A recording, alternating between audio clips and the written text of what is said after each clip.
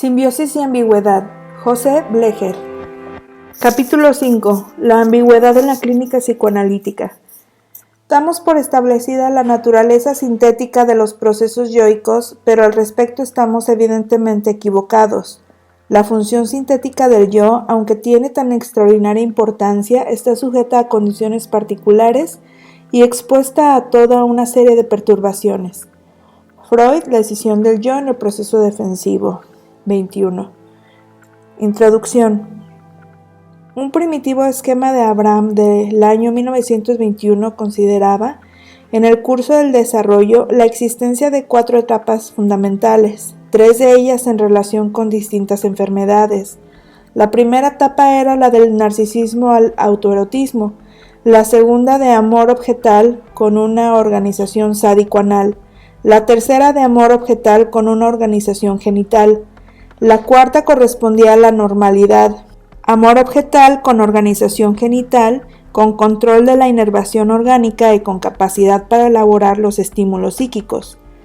Este cuadro se halla notablemente modificado en su trabajo más extenso del año 1924.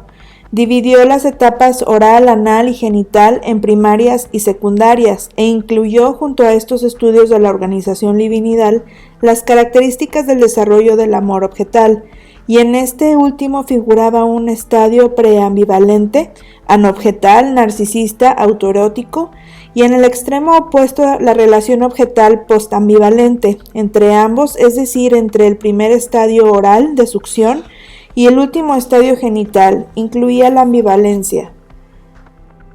Lo más evidente es que con el aporte de Melanie Klein desapareció la relación preambivalente de objeto, o anobjetal, postulada por Abraham. Quedó también cuestionado el narcisismo y el autoerotismo. El concepto de etapa se enriqueció con el de la posición y se agregó la relación de objeto parcial, previa a la ambivalencia en el curso del desarrollo, pero mucho de lo que Abraham incluyó como amor parcial dentro de la ambivalencia queda en la actualidad dentro en la posición esquizoparanoide, o lo que podríamos llamar, utilizando un término introducido por Pichon-Rivière, la divalencia. Las investigaciones y aportes de distintos autores y los míos sobre el problema de la simbiosis me conducen a afirmar que el esquema de Abraham es en cierta medida correcto, no en el sentido de que la relación objetal se inicia en la etapa ambivalente, que correspondería en rigor en la actualidad a la divalencia de la posesión esquizoparanoide de Melanie Klein, sino en el sentido de que existe una organización que es anterior a la posición esquizoparanoide y que ahora quiere relacionar con el problema de la ambigüedad. Podríamos decir ahora, en síntesis, que lo preambivalente en el cuadro de Abraham es en rigor predivalente, es decir, esquizoparanoide, y que por supuesto este último tampoco es anobjetal, pero tampoco es objetal en el sentido corriente del término objeto. La ambivalencia corresponde, según Melanie Klein, a la posición depresiva, mientras que la divalencia, relación de objeto parcial, corresponde a la posición esquizoparanoide descrita por Faiverne Melanie Klein, pero la ambigüedad corresponde a una organización muy peculiar pre-esquizoparanoide que he denominado posición gliscocárica. Es mi opinión que confundimos con gran frecuencia en la clínica y en la consideración de los mecanismos psicológicos la ambivalencia y la contradicción, la divalencia y la disociación con la ambigüedad. De igual modo, al no reconocer la ambigüedad se la considera como confusión. Se impone, a mi entender, reconsiderar estos problemas que me parecen de fundamental importancia, no solo desde el punto de vista de la clínica, sino también el de la técnica y la teoría psicoanalítica, y aquí me ocuparé de algunos aspectos. He tratado de reconocer la ambigüedad en el curso del trabajo psicoanalítico y diferenciarla de la contradicción, tanto como de la ambivalencia, de la disociación y de la confusión, y en base a ello pude diferenciar la existencia de un tipo de personalidad que podemos denominar personalidad ambigua, tanto como ciertos rasgos ambiguos de personalidad que aparecen clínicamente, pero, en segundo lugar, me planteé la relación de la ambigüedad con la más primitiva organización psicológica de la posición gliscocárica, y desde ahí pude relacionar a esta última con la personalidad ambigua y con los rasgos ambiguos de la personalidad, y también aprendí a reconocer los núcleos de ambigüedad encubiertos en distintos cuadros psicopatológicos. En trabajos anteriores he denominado núcleo aglutinado a lo que es no otra cosa que la persistencia de núcleos de ambigüedad, persistencia de la primitiva organización psicológica indiferenciada, muy clivados de la personalidad que ha alcanzado esta última un grado variable de la integración del yo. En otros términos, la simbiosis coincide con la persistencia de una estructura ambigua, y desde aquí se pueden comprender mejor las distintas modalidades de la simbiosis, tanto como la clínica de la ambigüedad.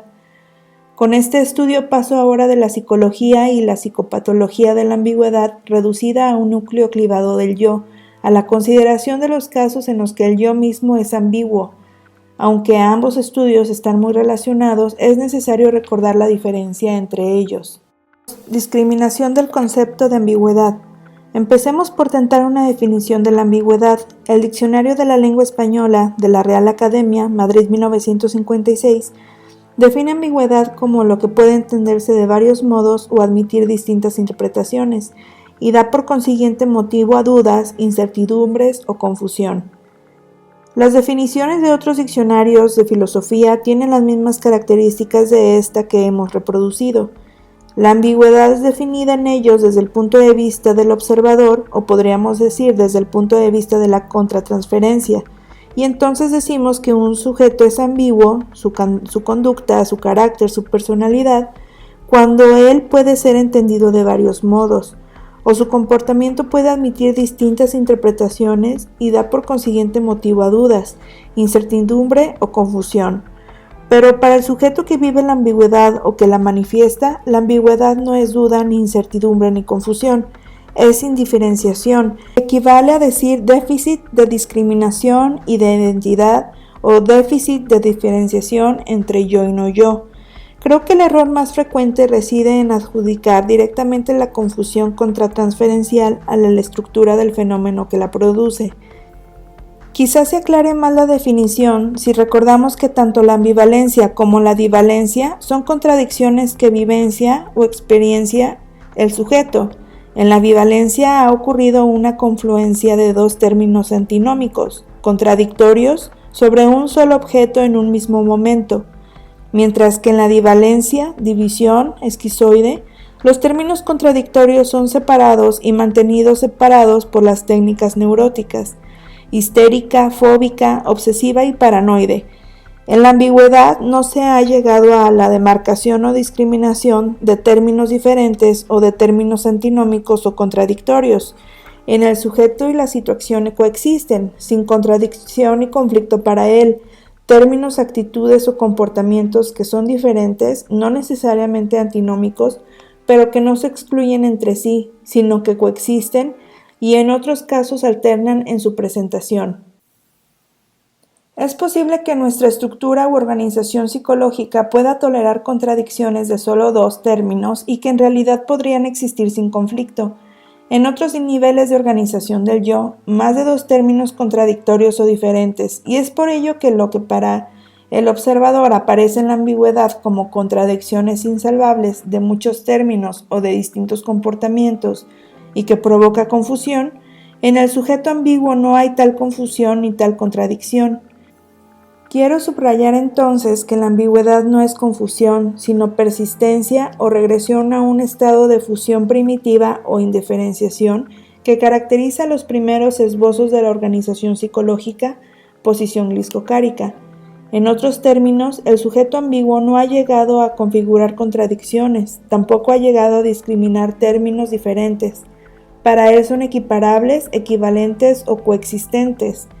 Y esto constituye la característica básica de la ambigüedad y de la posición gliscocárica o de la indiferenciación primitiva, sincretismo, y de la ambigüedad por persistencia o por regresión a la posición gliscocárica. La literatura psicoanalítica sobre la ambigüedad en la clínica es escasa, por no decir inexistente. El autor que más se ha acercado al tema ha sido Madeleine Barenger en diferentes trabajos. En Mala Fe, Identidad y Omnipotencia, estudió la mala fe como un fenómeno en el que el paciente queda en una posición ambigua expresada en la inautenticidad del material. Aporta ejemplos para el estudio de la mala fe en los que el paciente utiliza su derecho a disociar, pero no disocia realmente.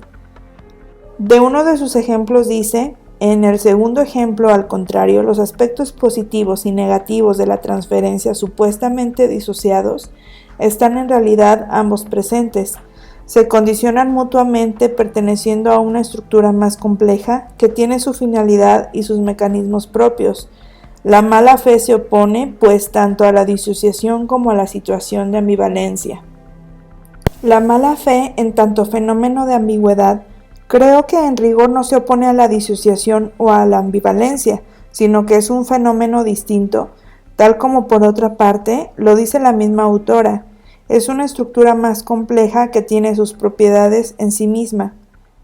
La autora parte de la ruptura del encuadre psicoanalítico en el estudio de la mala fe, y coincido en ello en la personalidad ambigua, pero esta ruptura del encuadre no es su propósito o su finalidad, es la resultante de estudiarla con otra estructura que se nos impone como norma, tema que es retomado en el capítulo siguiente.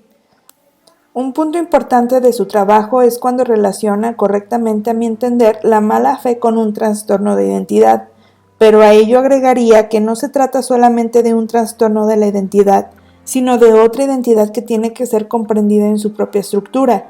En la mala fe, el yo existe como una multiplicidad de identificaciones no sedimentadas, contemporáneas y contradictorias. Esto es para mí típico de la ambigüedad en general y no solo de la mala fe, que sería un caso particular de la primera. Trataré ahora de desarrollar el tema y utilizando para ello algunos ejemplos que lógicamente solo pueden tener, en el mejor de los casos, un valor ilustrativo. Cuando me refiera más adelante a la personalidad autoritaria, haré también mención de otros trabajos sobre ambigüedad, pero que no son estudios estrictamente psicoanalíticos, y también consideraré al final otros estudios que a mi entender se relacionan con la ambigüedad. Sintetizándolo hasta aquí expuesto, podemos decir que la ambigüedad se define por a. Un tipo peculiar de identidad o de organización del yo que se caracteriza por coexistir una multiplicidad de núcleos que no se han integrado y que por lo tanto pueden coexistir y alternarse, sin que para ello el sujeto ello implique confusión o contradicción. B.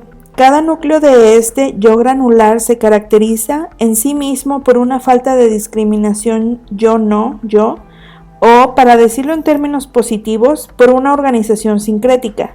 Podemos sintetizar ambas características como propias de un yo o de una identidad muy primitiva o muy regresiva. En el capítulo primero, al tratar la reintroyección y el cuerpo como buffer, en el material 3, la paciente relata un sueño en que ve morir a un hombre y dice: yo es la primera vez que veo morir a un hombre. La formulación se presenta como si hubiera relatado un suceso de vigilia, y lo mismo se da al comienzo del relato cuando dice: me acosté a dormir y de repente vi. Ambos casos fueron tratados en el capítulo primero en la época en que fue escrito, como una confusión entre vigilia y sueño, mientras que ahora me inclino a considerarlos como una falta de discriminación entre vigilia y sueño, es decir, como un fenómeno de ambigüedad. La actualización de una organización primitiva del yo que no ha alcanzado la discriminación entre vigilia y sueño. En la sesión del capítulo cuarto encontramos otro ejemplo en el cual la paciente dice, refiriéndose al estudio: quizás por eso me cuesta tanto contraerme a este hábito. Allí señalé cómo la utilización de la palabra contraer significa tanto un contraer una enfermedad como un achicarse, reducirse, perdiendo sus padres. El estudio es evitado en ese paciente porque el incorporarlo implica para ella incorporar una parte perturbadora, la parte psicótica de la personalidad, y esto coincide además con una pérdida de la imagen indiferenciada de sus padres, que se presenta conjuntamente como una pérdida o reducción de su yo más adaptado. En este caso, la ambigüedad reside en que una misma palabra contiene significados diferentes, pero no son contradictorias entre sí. En la sesión A del mismo capítulo, cuando se estudia fusión, confusión y discriminación, la paciente dice: aunque me parezca un poco, me parece que envidiaba a mi madre, que envidiaba a mi madre, del cariño que le mostraba mi padre, y la necesidad de tener a alguien que mostrara su cariño a mí como él me lo mostraba. Y en material siguiente, me vino como que quizás que envidiaría a mi madre, por las cosas que le decía a mi padre y que le sigue diciendo. Allí afirmé que la confusión que aparece al nombrar a su padre y su madre y que nombra a uno por el otro constituye en realidad la aparición de una fusión primitiva de la pareja parental y de partes de su yo, que pueden ahora actualizarse y ser atraídos a la situación transferencial en función de la existencia, ahora de un yo más integrado y que puede tolerar la reintroyección de estos niveles psicóticos. Presentaré ahora otro ejemplo un poco diferente y en cierta medida más complejo. Ejemplo A. El paciente relata durante la sesión lo mal que se portó su mujer con él durante el fin de semana, y yo le muestro lo que él hizo para que ella se portara mal, y cómo para él era yo el que se portaba mal, dejándolo solo durante el fin de semana. De inmediato me dice que sí, que es cierto, y agrega detalles que lo confirman, pero solo en referente a su mujer, y luego, insensiblemente, vuelve a hablar de lo mal que se portaron sus hijos todo el fin de semana. En este ejemplo sobresale notoriamente el hecho de que, para aquel paciente, entre hablar de sí mismo, de su mujer o de sus hijos, no hay diferencias. Al hablar de ellos está hablando de sí mismo. Está funcionando una estructura en la que el yo y objetos no están discriminados, de tal manera que nada le impide aceptar con convicción lo que yo le digo, y al mismo tiempo seguir afirmando lo que él decía. La situación total que resulta es de una franca inautenticidad, pero se debe usar el término ambigüedad y no el de inautenticidad por el hecho de que el primero corresponde a la estructura del fenómeno, mientras que el segundo es la reacción contratransferencial, que puede ser diferente para otro observador, y tal como lo he dicho, esta falta de aclaración entre ambas perspectivas oscurece la comprensión de la ambigüedad. Si seguimos analizando el ejemplo, deducimos que tampoco existe entre él y yo una relación entre dos personas diferentes, sino una relación sincrética, por la cual nada le impide incorporar inmediatamente o hacer suyo lo que yo digo. Lo que llama la atención, además, es la falta de contradicción, pero con una característica específica. Los términos diferentes están ambos en actividad, en el mismo momento y en la misma situación. Dicho de otra manera, existen términos diferentes, pero que no son excluyentes ni contradictorios para el paciente. Esto puede ocurrir también, en parte, en la posición esquizoparanoide, pero la diferencia reside en que esta última, los términos son contradictorios y excluyentes, y si coexisten, lo es como un conflicto o recurriendo a mecanismos defensivos, técnicas neuróticas, histérica, obsesiva, fóbica y paranoide, condición que no hallamos en este ejemplo. La explicación de la no contradicción reside en lo descrito por M. Baranger para el fenómeno de la mala fe. El yo se halla formado por una multiplicidad de identificaciones no sedimentadas, contemporáneas y contradictorias. En otros términos, en la ambigüedad, el yo no se halla integrado en sus distintos núcleos, forma la que podría describirse como un yo granular, ya que aparece con núcleos o segmentos diferentes entre los cuales no hace falta interponer técnicas defensivas. A esto se agrega el hecho de que cada núcleo de este yo granular tiene una estructura sincrética o indiferenciada. En la posición esquizoparanoide ocurre en cambio una disociación del objeto y del yo involucrado, pero se mantiene o existe también un yo integrado que es el que soporta el conflicto o el que recurre o pone en juego las técnicas defensivas, y falta además el sincretismo yo-no yo. Todos los diferentes tipos de personalidad ambigua pueden ser incluidos en el término propuesto por E. Pichon-Rivière en un trabajo de S. Resnick como dispersonalización. La personalidad ambigua presenta la característica de no asumir, eludir o no comprometerse o no hacerse cargo de una situación, de su sentido, motivaciones y consecuencias. Pero todo ello no es consecuencia de una negación, sino de una falta de discriminación en la que nada es afirmado ni negado totalmente. Su comportamiento es furtivo, a diferencia de la futilidad que caracteriza al esquizoide. A ello se agrega la permeabilidad o el mimetismo con el que son asumidos o incorporados distintos comportamientos, que se debe también a las características propias del yo, que funciona de esa manera. Ya veremos que no siempre. Ejemplo B.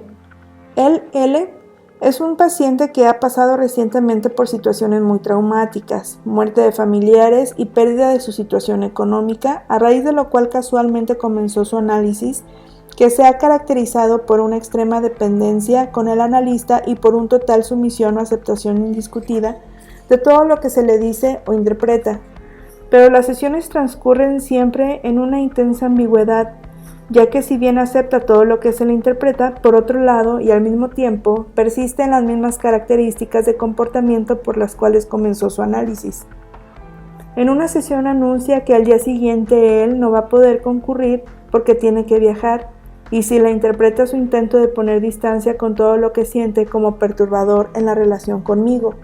A la mañana siguiente, durante el curso de 1 hora, yo estuve leyendo en su lugar desde donde escucho el timbre, pero, según me enteré después, ese día sonaba con mucha menor intensidad. En la sesión siguiente viene y habla de que no salió de viaje y explica detalladamente por qué. En un momento dado le señalo que él me explica por qué no se fue de viaje, pero omite decir que ayer faltó a su sesión y que esa omisión debe tener algún sentido, ya que si no viajó, como era su propósito primitivo, tampoco vino a la sesión. En ese momento me dice que él vino a la sesión, que tocó el timbre, que esperó algunos minutos y como nadie lo atendió se volvió a su casa. La ambigüedad reside aquí en que se desarrolla la sesión como si no hubiera ocurrido nada de todo lo que pasó. Me anunció que no venía, luego no me anunció ni previno por teléfono de que sí venía, no me dice que realmente vino, que no fue atendido y que tuvo que volverse. Todo esto está presente, pero de una manera muy particular, ya que hay una total desvinculación en lo explícito entre lo que él me informa ahora, que no viajó, y con la referencia concreta a su anuncio de faltar, y después su venir y no ser atendido. Él sabe que vino, pero me deja creer que faltó, o él supone que yo ya sé lo que él sabe. En realidad, él dejó de saberlo. Sabe que vino cuando yo me hago cargo del no vino, y esto le permite reconocer que él sí vino. Podemos decir que hay aquí una disociación, lo cual es evidentemente cierto, pero esta disociación no es de términos contradictorios en conflicto, o preservados como separados por medio de defensas neuróticas, tal como ocurre en la posición esquizoparanoide, y tampoco es una contradicción de términos antinómicos que coexisten, tal como ocurre en la posición depresiva. Es una disociación que está presente, pero de una manera particular, no como contradicción esquizoparanoide, tampoco como contradicción depresiva ambivalente, sino como un conflicto potencial presente pero amortiguado, o sencillamente como un no conflicto en el cual todo transcurre como si no hubiera pasado ni pasara ahora nada, el comportamiento furtivo al que me referí antes. Después de insistir en el análisis de todos estos aspectos, el paciente dice, en un momento dado, que se siente tranquilo porque yo me di cuenta de la importancia que tenían todos estos sucesos. Entonces le interpreto que él se tranquiliza dejándome a mí que tome conciencia de estas cosas diferentes, pero para él seguir como si no pasara nada. Hasta el momento en que yo introduzco el tema de la sesión que no tuvo, la ambigüedad es aquí mucho más seria que en otros casos, porque afecta al encuadre mismo, ya que nos estamos manejando con dos encuadres superpuestos que no son iguales. Mi encuadre incluye los supuestos de que él no viajó y faltó. El encuadre de él incluye que él vino y yo no le atendí. Esta ambigüedad que se extiende al encuadre deteriora el fundamento mismo de la labor analítica, el encuadre, problema del que no me ocuparé ahora. Con este ejemplo quiero volver a señalar las características de la ambigüedad, que a mi entender son diferentes de las de la contradicción, de la ambivalencia, y de las de la contradicción disociada en sus términos antinómicos, de la divalencia de la posición esquizoparanoide. Aquí no se trata en realidad para él de contradicciones, sino de términos distintos que están todos presentes sin haber entrado en contradicción entre sí para el paciente. Para mí, analista, para mí yo más integrado, en el cual él también proyecta su propio yo más integrado, esta situación puede parecer desconcertante, contradictoria o confusa, pero no lo es para el paciente que no la experimenta ni como contradicción ni como confusión, aun en el caso que se le interpreta. Para que se establezca la contradicción y para que aparezca el conflicto, ya sea de la posición depresiva o esquizoparanoide, requiere una discriminación de los términos que van a actuar en la contradicción y una cierta integración concomitante del yo que soporta el conflicto, y estos términos deben corresponder o pertenecer además a una misma unidad, a un mismo orden o a una misma serie o clase, o a un mismo conjunto, malo, bueno, vacío, lleno, femenino, masculino, etc. En la ambigüedad coexisten elementos, comportamientos o rasgos que pertenecen a series o conjuntos distintos, por ejemplo, malo, vacío, heces, oralidad, etc. Es decir, falta en la discriminación de términos antinómicos y de los distintos conjuntos o series a los que estos fenómenos corresponden. No se haya discriminado yo del no yo, homo de heterosexualidad, esquema corporal de mundo externo, zonas oral, anal de la genital, etc., en proporción y características variables. Lalande relaciona ambigüedad, anfibolia y equívoco. No lo seguimos en esto porque ello no tiene mucha importancia para nuestro tema, pero da una información del equívoco que es significativa para nosotros. Refiere que la palabra equívoco tiene dos acepciones. A, hablando de palabras o de expresiones que tienen varios sentidos. B, que puede ser explicado de varias maneras diferentes, por lo tanto de naturaleza incierta, que no puede ser colocado en una especie bien definida.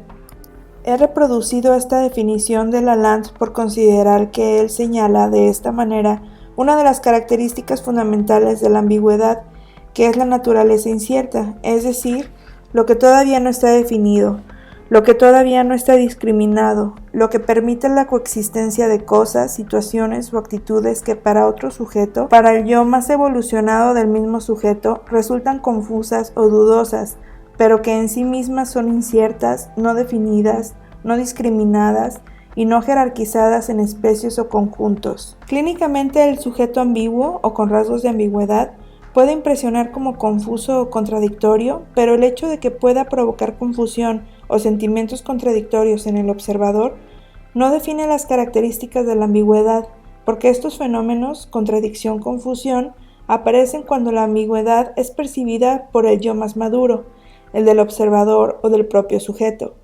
Un sector variable de la personalidad de todo individuo permanece clivado del yo más maduro y constituye la parte psicótica de la personalidad. Es fundamentalmente ambigua, pero en las personalidades ambiguas ellos han organizado su vida sobre esta indiferenciación primitiva, es que el individuo más madura la mantiene clivada como núcleo aglutinado.